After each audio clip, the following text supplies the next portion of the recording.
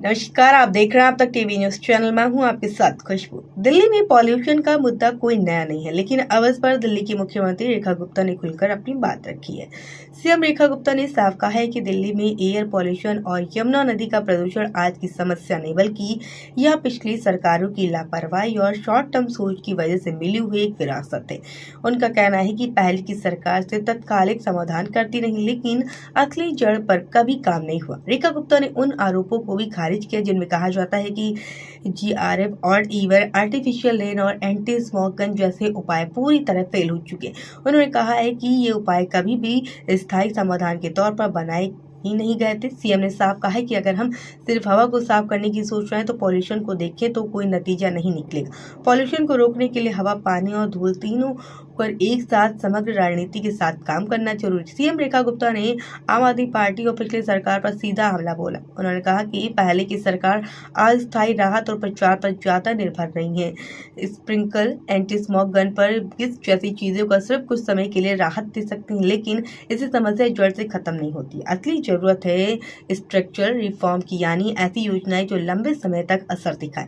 मुख्यमंत्री ने दिल्ली में एयर पॉल्यूशन के कारण भी गिनाए। उन्होंने बताया कि राजधानी में पॉल्यूशन के सबसे बड़े कारण है सड़कों की धूल, कचरा प्रबंधन की कमी और वाहनों से निकलने वाला धुआं। यही वजह है कि सर्दियों के मौसम में दिल्ली का एयर क्वालिटी इंडेक्स अक्सर गंभीर श्रेणी में पहुंच जाता है और लोगों का सांस लेना भी मुश्किल हो जाता है। अब सवाल उठता है कि दिल्ली का पॉल्यूशन कम कैसे होगा। इस पर सीएम रेखा गुप्ता ने कहा है कि गाड़ियों से निकलने वाला धुआं पॉल्यूशन का बड़ा कारण है, लेकिन पब्लिक ट्रांसपोर्ट को उस स्तर तक काम विकसित नहीं किया गया जितना किया जाना चाहिए था। उतना उन्होंने कहा कि उनकी सरकार दिल्ली के पब्लिक ट्रांसपोर्ट को जीरो एमिशन की तरफ ले जाने की दिशा में काम कर रही है। रेखा गुप्ता ने बताया कि इसके लिए चरणबद्ध योजना बनाई गई है। आने वाले समय में दिल्ली का पब्लिक ट्रांसपोर्ट पूरी तरह इलेक्ट्रॉनिक और स्वच्छ ईंधन पर आधारित होगा। उन्होंने आंकड़े देते हुए कहा कि इस वक्त दिल्ली में करीब 3600 बसें चल रही हैं।